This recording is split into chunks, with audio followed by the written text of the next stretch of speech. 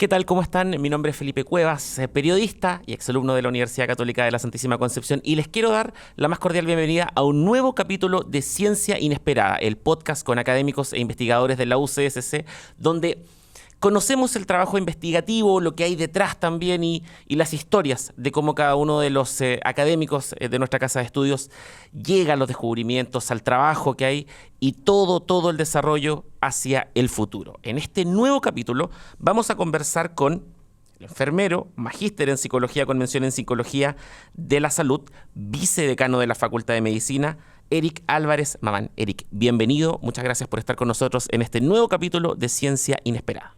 Hola Felipe, muchas gracias por invitarnos y felicitarlos por esta maravillosa idea. Una idea que ha tenido ya harta viralización, ha estado en redes sociales. Los invitamos a suscribirse, por supuesto, en las redes sociales, en el canal de YouTube, en Spotify también, donde pueden seguir cada uno de los capítulos. Y en el de hoy vamos a hablar de la gestión del cuidado, hipnosis clínica, pero también vamos a hablar de Lucas. Vamos a hablar de Lucas y los títeres.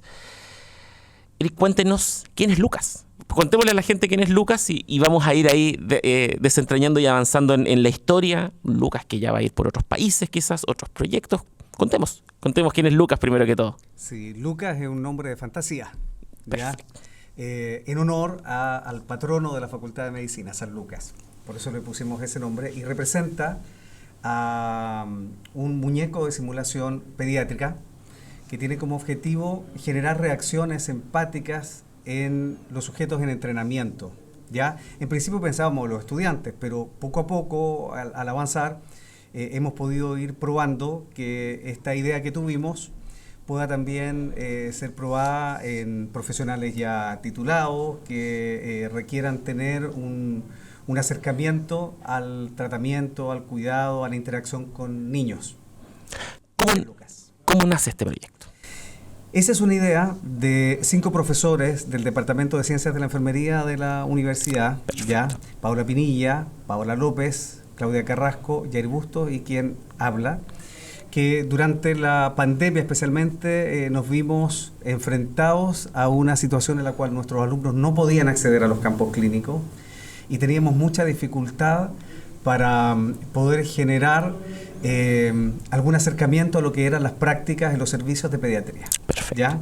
¿Por qué? Porque para este mismo efecto en adultos logramos hacer algo que en simulación se conoce hace mucho tiempo, que es contratar actores simulados, ¿ya? Personas que con entrenamiento en actuación generan síntomas, ¿cierto?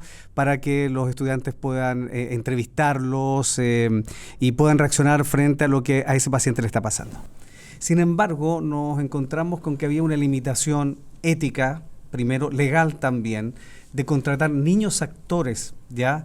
Para que simulen las enfermedades y por lo tanto eso se transformó en un desafío, ¿ya? Ahora, sobre ese desafío es que comenzamos a conversar estos profesores de diferentes áreas, ¿ya? Una muy dedicada a la investigación, otro dedicado a la simulación clínica, otro al área de educación.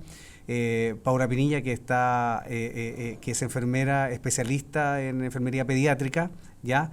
Y que les habla, porque junto con ella tenemos también experiencia en el manejo de muñecos, en títeres y todo, para poder hacer una adaptación de ese conocimiento que teníamos previamente al desarrollo de un nuevo simulador que pudiera generar experiencias en el tratamiento y en el cuidado de niños. Exactamente. Y ¿cómo fue avanzando? Porque la pandemia ayudó un poquito, fue como, puede ser quizás un pequeño empujón para que se desarrollara. ¿En qué consiste? ¿Cómo se trabaja? ¿Y qué temas va tratando particularmente? Ya, perfecto. Terminamos la pandemia, volvimos. Ahora, de todas maneras, cuando nosotros volvimos, el reingreso a los campos clínicos fue lento, por lo tanto tuvimos que seguir con muchas horas de simulación. ¿Bien? Entonces ahí nos preguntamos, ¿y esto que hicimos a través de las cámaras, podemos hacerlo ahora de manera presencial? Y postulamos a un proyecto interno de investigación en la universidad y para poder enfrentar a los estudiantes a estos escenarios, pero ya con Lucas en vivo. Y eso significó comenzar a pensar en adaptaciones que había que hacer, ¿ya? Porque quien mueve, manipula a Lucas es un actor entrenado, ¿ya? Pero que no puede estar a la vista, porque en la medida que se vea, le quita un poco realismo al escenario de simulación que estamos haciendo. Entonces hubo que hacer adaptaciones de ese tipo, fuimos probando diferentes formas hasta que un día, cuando lanzamos este proyecto, invitamos al decano y a las directoras de docencia, a la directora de investigación y a la directora de innovación de ese tiempo. Perfecto. Y es ahí cuando la directora de innovación dijo, ya, tenemos que trabajar en patentar esta idea, ¿ya? Y comenzamos a patentarla. Las primeras ideas era principalmente que los alumnos pudieran enfrentarse a la relación empática que se produce cuando un profesional de la salud tiene una relación terapéutica con un paciente. Exacto. Eso fue lo principal y ese es el centro, el nodo de utilizar a Lucas. Exactamente. Y para quienes nos escuchen y a lo mejor no están tan familiarizados, ¿cómo podemos graficar a Lucas? Sí, mira, lo voy a hacer partiendo por una experiencia, para explicarte una experiencia en adulto. Exacto. Y luego la vamos a transformar en lo que ocurre con Lucas, ¿ya? Cuando necesitamos entrenar a un estudiante para que comprenda, por ejemplo, cómo dar una mala noticia, ¿ya? Contratamos un actor adulto de simulación que simula tener una enfermedad terminal, un cáncer. Claro. Entonces ponemos a este profesional al frente de ese actor y que le comunique la mala noticia, ¿cierto? Perfecto. Esa es la forma. El tema es que no podemos usar niños que simulen tener un cáncer terminal para que se le comunique una mala noticia. Es ahí donde entra Lucas, porque es manejado por un actor que tiene los mismos conocimientos de un actor de simulación adulto y que está en condiciones de responder en tiempo real simulando que es un niño, ¿ya? Ahora, la experiencia que Lucas da es altamente real. Nos hemos preocupado de que la performance técnica de Lucas ya haga parecer que está hablando con un niño de verdad. Perfecto. ¿Y cuál ha sido la reacción? Porque lo han ido probando ustedes con niños, con familias y también con estudiantes. ¿Cómo ha sido eso? Bien. Hay algo que se llama las perlas de simulación. Ya, las perlas de simulación es la primera expresión de emociones que dice un estudiante cuando terminó el escenario al que estuvo enfrentado, ¿ya? Entonces, en ese momento, el estudiante dice cómo se sintió.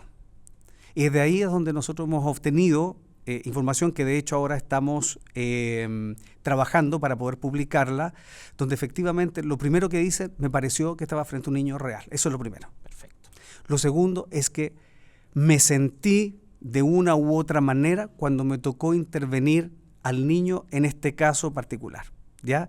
Siempre se escriben los casos de tal manera de generar reacciones de tipo empático. La empatía es uno de los es una de las partes de un concepto mayor que se llama humanización del cuidado. La humanización del cuidado depende de que podamos ser capaces de ponernos en el lugar del otro, de intentar comprender lo que al otro le está pasando. Entonces, nuestros casos tienen que ver con eso.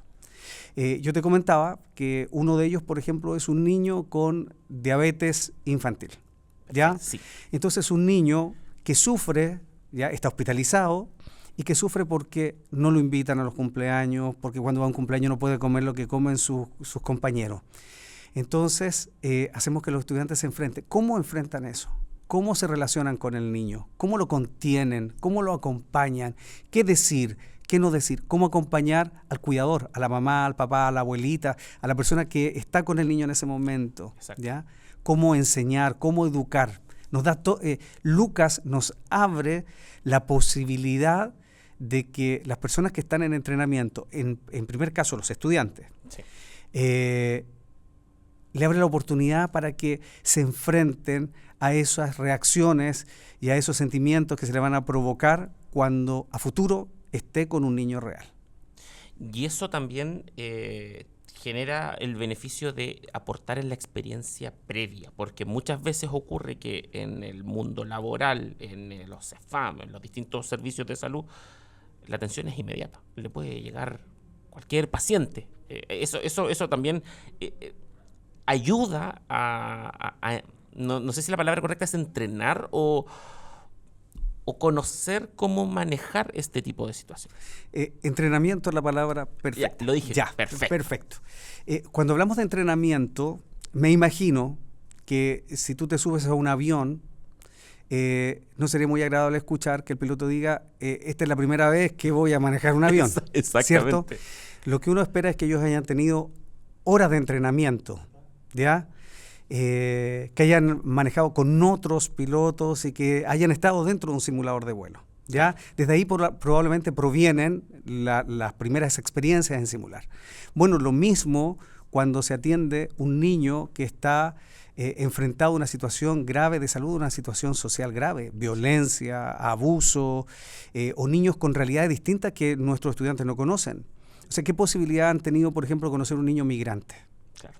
¿Ya? O con esta nueva morbilidad de salud de los niños, donde aparece todo este espectro, ¿cierto? Diferente. ¿Cómo hacemos que los estudiantes tengan una experiencia previa para cuando vean a ese niño real? ¿Ya? En eso consiste el entrenamiento de los profesionales de la salud. Darle la seguridad. Como dices tú, es verdad. Un día va a estar en un turno, le va a llegar un niño, un adulto, un niño con un adulto, dos niños juntos. ¿Y cómo hace para enfrentarse a esa experiencia nueva? ¿Y qué tan relevante es esta preparación en el entendido de que en muchas ocasiones van a ser experiencias, trayectorias de los pacientes, condiciones de base también muy complejas, muy adversas? Vulnerabilidad social, algún caso de, por ejemplo, vulneraciones físicas, psicológicas. Correcto. También. ¿Qué tan relevante es esa preparación para los futuros profesionales en el entendido de mantener una relación profesional en ese caso y actuar de la mejor forma? Entiendo perfectamente tu pregunta y es súper relevante, porque hay dos aspectos cuando entrenamos profesionales. Uno, el clínico, sí. ¿Ya? Cómo usa los protocolos, si hace la técnica correctamente, si guarda los principios para que el paciente no corra riesgo. Ese es un área. Pero hay otra área que tiene que ver con cómo se relaciona con ese paciente y lo que le pasa al profesional, claro. ¿Ya? Cuando tú hablas de temas como abuso sexual infantil y por primera vez este profesional se enfrenta a un niño, hay muchas cosas en el protocolo, cosas que no se pueden decir, cosas que no se pueden hacer, no se puede revictimizar. Ese protocolo, ¿cómo se hace vida cuando por primera vez me toca escuchar a un niño relatar la experiencia que le pasó? Puede ser una pesquisa. Y bien, eso por otra parte produce un reflejo en el profesional. Puede pensar en sus propios hijos o puede pensar en una experiencia que a él o a ella le tocó vivir cuando era niño, cuando tenía esa misma edad. Entonces es una gran oportunidad la que Lucas nos da para que las personas también puedan explorar sus propios sentimientos. Son esos profesionales que en el futuro se van a hacer cargo de atender estas realidades tan difíciles como son la violencia, el abuso, etcétera. ¿Y cómo han visto que está esa situación en los estudiantes al momento de enfrentarse al trabajo con Lucas? ¿Se puede ir aprendiendo de buena forma a generar esta distancia entre la relación profesional, el diagnóstico, el tratamiento y la experiencia personal? ¿Lo ven que puede Lucas ir dinamizando un poco que se mantenga este equilibrio donde también la empatía es un valor trascendental? Eso era algo que usted me decía. Sí, lo que pasa es que lo que ocurre en el escenario de simulación es un espacio que nosotros llamamos seguro. Sí. ¿Por qué? Porque incluso si se equivoca, si dice la palabra equivocada o si no se atreve a decir algo, no va a afectar al paciente porque es un paciente simulado. Claro. Eso es lo primero. Lo segundo es que todos quienes participamos del escenario le aseguramos que el resultado de su interacción nos va a servir a todos para crecer, ¿ya? Para reflexionar. Al final de la simulación se da un espacio que se llama debriefing, donde nos sentamos a reflexionar cómo se aplicaron los protocolos, cómo reaccionamos, qué nos faltó, etcétera. Estamos creciendo, se da un crecimiento y Nosotros tenemos también dentro de ese espacio seguro la oportunidad de que si un estudiante, después de salir de ese escenario, requiere conversar con el profesor, requiere ser atendido de manera especial, nosotros le damos ese respaldo, ¿ya? Esto en principio lo probamos con estudiantes de enfermería, pero la misma experiencia tuvimos cuando lo probamos con estudiantes de medicina, con estudiantes de nutrición y dietética, ¿ya?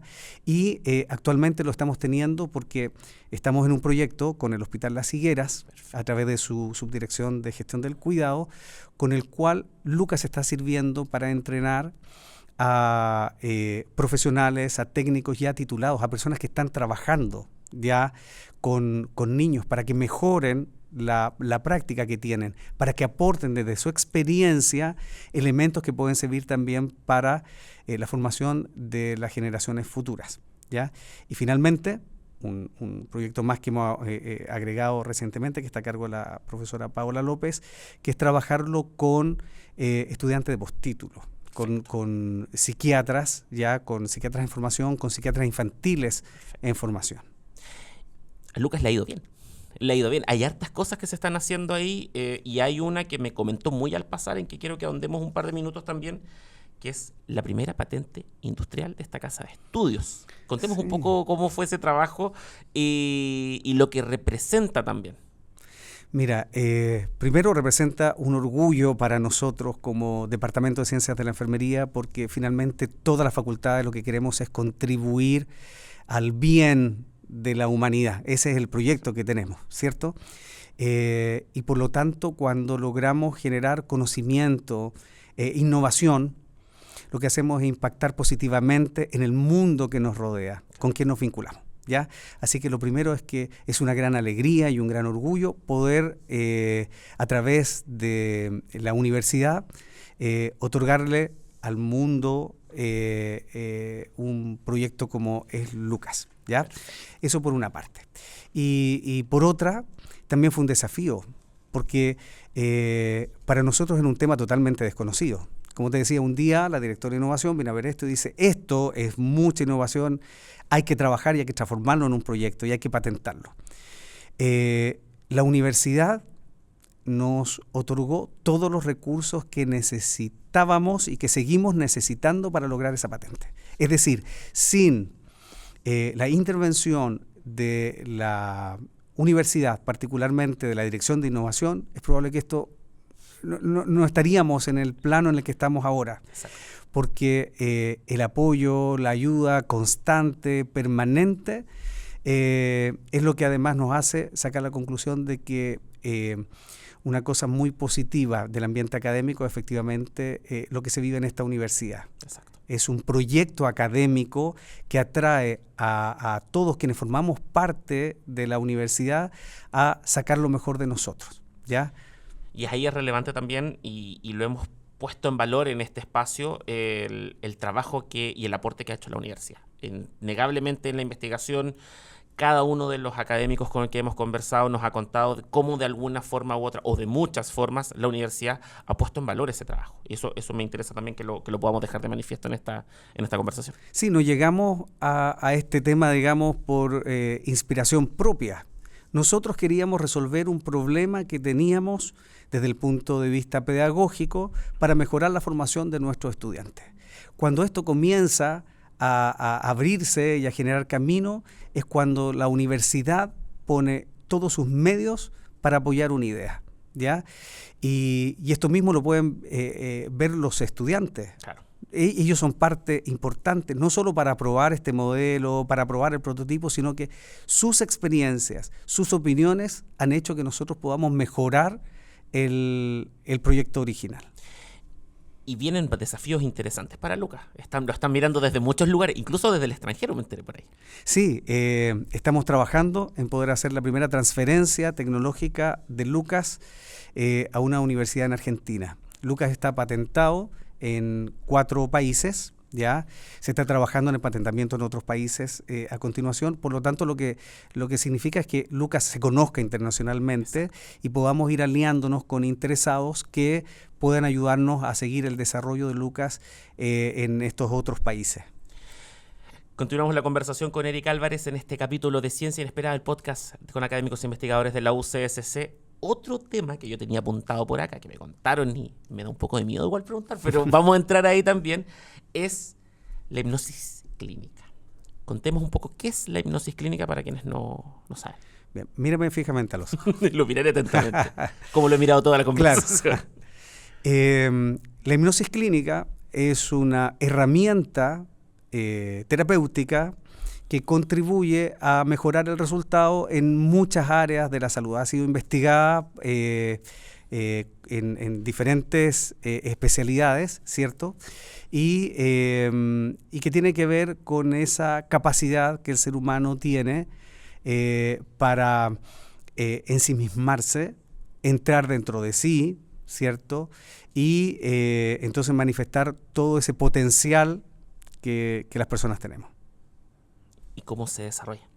Bien, en principio lo que tenemos que hacer es parte de lo que habitual o frecuentemente se hace en la relación terapéutica, generar una relación con el otro, ¿ya? Porque estamos hablando de hipnosis terapéutica, ¿ya? Quizás sea importante decir a esta altura que es muy distinto de la hipnosis de espectáculo. ¿Ya? Hay una diferencia. Que marquemos el punto. Exactamente, porque si lo que se espera ver en hipnosis terapéutica es lo que realizan en la televisión o en un circo, en un teatro, entonces estamos hablando de cosas distintas. Esto se basa en la confianza que existe entre la persona que requiere un cambio y el terapeuta. Eso es lo primero. Perfecto. ¿Ya? Por otra parte, lo que hace la hipnosis es llevar a las personas a un estado en el cual se puedan conectar con sus propios recursos internos para que puedan llevar a cabo decisiones que ellos mismos han tomado, ¿ya? De la mano del trabajo en hipnosis, lo primero que uno hace es sacar algunos mitos, ¿ya? Tú puedes resumir, tú puedes nombrar como 20 o 25 mitos, pero se resumen básicamente en 4, ¿ya? Lo primero es que la gente cree que es un poder mental. Y la hipnosis es una herramienta terapéutica, es una técnica, se estudia en una universidad. Nosotros formamos a personas en hipnosis terapéutica, ¿ya? A profesionales de la salud en hipnosis terapéutica. Lo segundo es que las personas pudieran quedar bajo el control mental del operador, del terapeuta. Ya. Las personas cuando están hipnotizadas están en vigilia, están despiertas, escuchando todo lo que pasa durante toda la sesión. Ya no están dormidas, por lo tanto no están bajo el poder mental de nadie, están tomando sus propias decisiones acompañadas por un terapeuta, por un profesional de la salud. Eso es lo segundo. ¿Ya? Lo tercero es que pueda revelar secretos escondidos o que pueda hacer conductas que estén reñidas con su pensamiento, con su moral, pero la persona está despierta. Claro. Por lo tanto, está totalmente vigilante de lo que se le dice. Y lo último, que hay mucho mito al respecto, es que una persona pudiese quedar hipnotizada para siempre. Pero en la literatura no hemos encontrado nunca un caso de alguien que haya quedado hipnotizado para siempre. Solo en un libro que se llama La Bella Durmiente. Entonces, yo digo, bueno, siempre podemos acudir al beso de un príncipe que saque del encanto a la persona. Pero la verdad es que en lo serio, en lo terapéutico, en lo clínico, la evidencia científica no ha mostrado ningún caso en que una persona haya quedado hipnotizada para siempre. Desactivados todos los mitos, ¿qué beneficios trae? Contemos un poquito eso. Sí, mira, la hipnosis tiene múltiples propósitos, ¿ya? En el área de la psicología puede contribuir complementariamente a acompañar a pacientes con diferentes diagnósticos, depresión, fobias, la saca bastante rápido, ¿ya? Personas que tienen dificultades de concentración, en insomnio, pero hay especiales aplicaciones, por ejemplo, en el tratamiento del síndrome del intestino irritable, el colon irritable, ¿ya? Nosotros escribimos con la profesora Paola Pinilla y con el doctor Carlos Valenzuela, ambos también académicos de la facultad, el capítulo de un libro que fue editado por la Universidad de Nuevo León sobre aplicaciones de la hipnosis en problemas físicos, sobre el tratamiento del colon irritable usando hipnosis clínica, ¿ya? Eso como para poder mostrar también lo que nosotros hemos ido contribuyendo. Tiene otras áreas, los bloqueos mentales ante exámenes, ante pruebas, ¿ya? y en el dolor, especialmente en el dolor, tanto crónico como agudo, ¿ya? Una de las experiencias particulares que nosotros hicimos aquí en esta universidad fue extraerle 2 molares del juicio a una paciente sin anestesia química, usando solo anestesia hipnótica. De ese nivel es el potencial que la hipnosis tiene para poder contribuir en el cuidado de las personas. ¿Y a qué se le puede atribuir eso? Porque los temores, los miedos, dicen que el poder de la mente es muy fuerte. ¿A qué se le puede atribuir que el éxito y el avance que tiene la hipnosis clínica, la hipnosis terapéutica? Sí, mira, la hipnosis ha sido muy estudiada y tiene mucha evidencia respecto de los efectos que tiene tanto a nivel cognitivo, pero también a nivel fisiológico. Entonces, efectivamente, y no es raro pensar que la mente puede ayudarnos o modifica determinados patrones fisiológicos. O sea, si tú tienes miedo, te pones pálido. Claro. Eso quiere decir que una cuestión que te está pasando al enfrentarte a un estímulo tiene una reacción fisiológica. Lo mismo si te da vergüenza y te pones colorado, ¿ya? O si ante mucho estrés se te empieza a caer el pelo. Exacto. Entonces, efectivamente, uno podría pensar desde esa lógica que si uno usara el proceso reverso, podría, en lugar de vivir los efectos del estrés o de los problemas en su salud física, por el contrario, podría utilizar esos mismos mecanismos para fortalecer la salud física, ¿ya? En ese punto, ¿qué tan relevante es la confianza que el paciente que se somete a esta herramienta terapéutica y que es la hipnosis tenga al momento de ingresar a la consulta? Lo pregunto porque por un lado hay que tener esa capacidad de poder, uno cuando va al médico le tiene que contar todo. Y también están estas situaciones donde tenemos enfermedades más crónicas, enfermedades más terminales, donde también la hipnosis es una alternativa que puede ayudar mucho. ¿Qué tan relevante es ese espacio de confianza que se genera? Que lo hablábamos al principio de la entrevista vinculado con lo que tiene que ver con el trabajo con Lucas, pero también en este caso. Sí, lo más relevante que uno tiene en el ejercicio profesional en el área de la salud es la relación terapéutica. Exacto. Eso es lo primero, ¿ya? Hay que tomar en cuenta que la persona vino por sus propios medios y por su propia decisión a enfrentarse a un profesional para manifestarle que confía en su criterio, en su expertise, en sus conocimientos. Así que eso está a la base. Eso cimenta muy bien lo que ocurre en hipnosis. El hipnosis es un proceso de acompañamiento, ¿ya? Puede tener un ritual o no. Ese ritual se llama ceremonial de inducción hipnótica, claro, que es cuando uno le pide a la persona que respire profundamente, que esté tranquila. Es un ceremonial muy parecido a la relajación, pero para hacer que entre en un estado mucho más profundo que se conoce como trance hipnótico.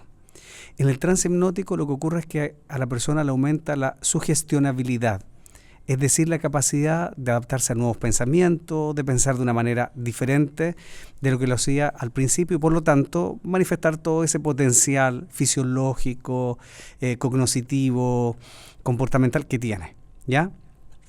Entonces, cuando tú enfrentas a una persona con un gran sufrimiento, como las personas que pasan por un cáncer terminal, que requieren cuidados paliativos, la hipnosis ayuda mucho en diferentes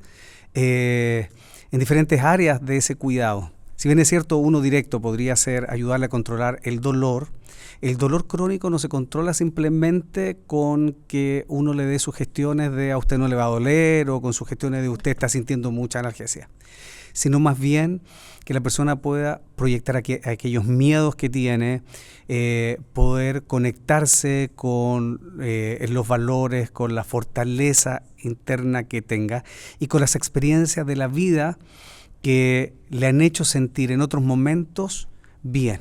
Te voy a poner un ejemplo. Nosotros tuvimos en sus años, yo trabajé mucho con pacientes con cáncer terminal, perfecto, ¿ya? En cuidados paliativos. Y teníamos una paciente de 70 y tantos años, 80 años, que provenía de un lugar muy rural. La idea de los cuidados paliativos es que las personas cuando tienen que venir al hospital sean rápidamente redirigidos a su domicilio y en lo posible fallezcan en su domicilio, en su cama, sin, rodeada de las personas que quiere, su familia.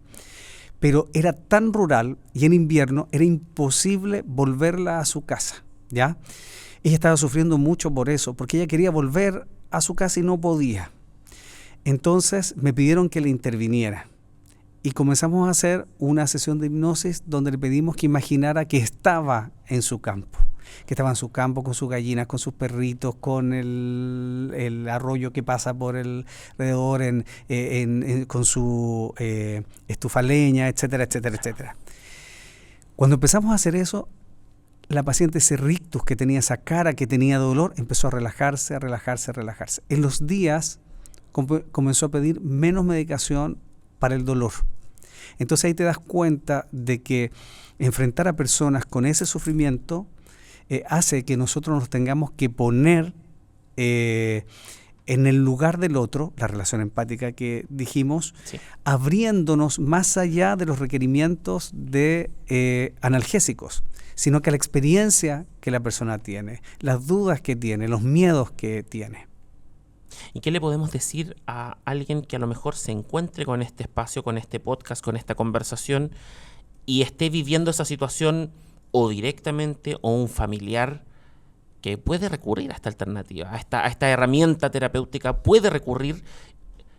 No es la cura de todo, pero es una aproximación a una mejoría en distintos niveles.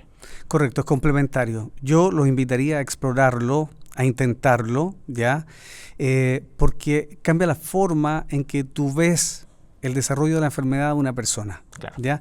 Dejas simplemente de mirar, o dejas de mirar exclusivamente, más bien, el síntoma, y empiezas a ver a la persona completa, lo que le pasa, lo que recuerda, los días felices que tuvo. Mira, otro de los casos que vi, también un adulto mayor, que no lográbamos que la medicación que se le estaba dando la mantuviera la mayor parte del día sin dolor. Pero cuando incluimos hipnosis para que ella recordara su casa de niña, y ella se sentía que estaba sentada en esas galerías antiguas que tenían las casas con ventanas, y ella veía el sol a través de esa ventana, eso le generaba mucho alivio del dolor. Entonces, complementario, sin suspender el tratamiento que Exacto. lleva, complementariamente le ayudamos a enfrentar de esa manera el dolor que estaba teniendo y el momento de la vida por el cual estaba pasando.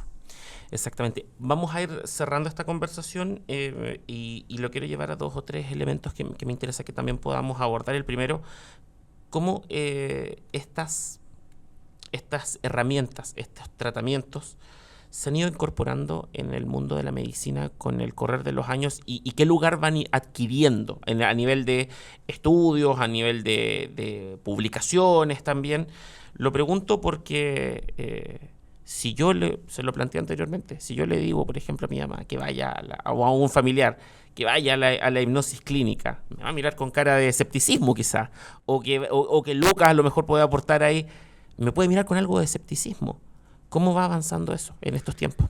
Sí, yo creo que las personas cada vez más están abiertas a buscar unas alternativas distintas de la medicina tradicional. Nosotros tenemos que acompañar esas elecciones alternativas, proponerlas, acompañarlas, porque eso no significa dejar de lado tratamientos estandarizados, estudiados científicamente. La hipnosis tiene mucha evidencia científica.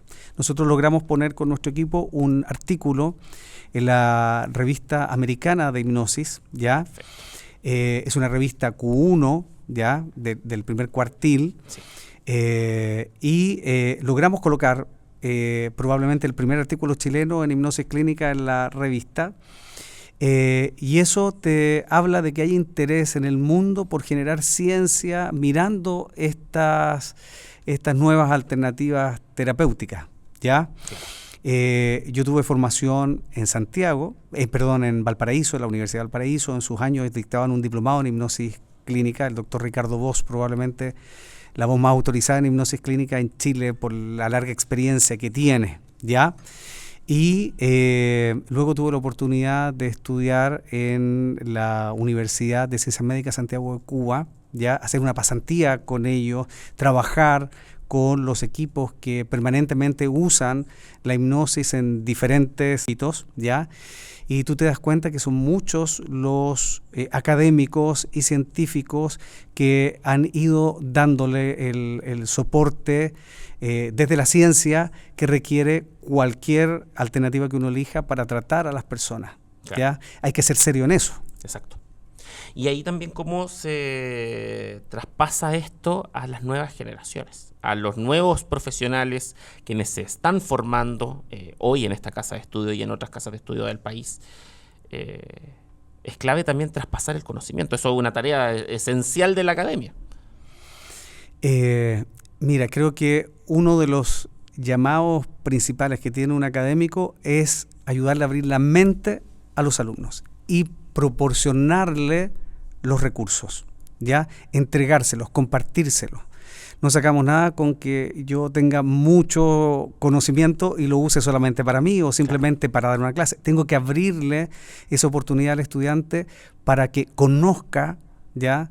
Estas nuevas alternativas, estas nuevas oportunidades y las aprovechen y acompañarlos. Entonces, durante todos estos años hemos tenido estudiantes que pasan por este curso de hipnosis, ¿cierto?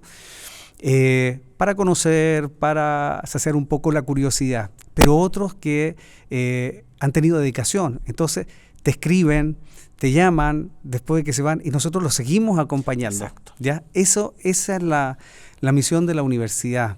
Es un acompañamiento permanente de todos quienes formamos parte de esta comunidad universitaria, partiendo, por supuesto, por nuestros estudiantes, que posteriormente son nuestros alumnos. Exactamente. Y nosotros, pues, de esta forma vamos finalizando este nuevo capítulo de Ciencia Inesperada, el podcast con académicos e investigadores de la UCSC, con Eric Álvarez. Eric, muchísimas gracias por la conversación, por los descubrimientos y por también abrirnos las posibilidades también a conocer todo el trabajo que se está realizando. Bueno, yo te agradezco a ti, a la universidad. Creo que es un programa muy interesante y esperamos que esto haya sido una contribución para quienes te escuchan y te ven. Exactamente. Nosotros cerramos este capítulo, no sin antes invitarlos a que se suscriban a nuestro canal en Spotify, se suscriban también al canal de YouTube UCSC Concepción, encuentren cada uno de los capítulos, los compartan, comenten y nos envíen también sus comentarios para continuar con este trabajo. Será hasta la próxima y nos reencontramos y que estén muy bien. Hasta pronto.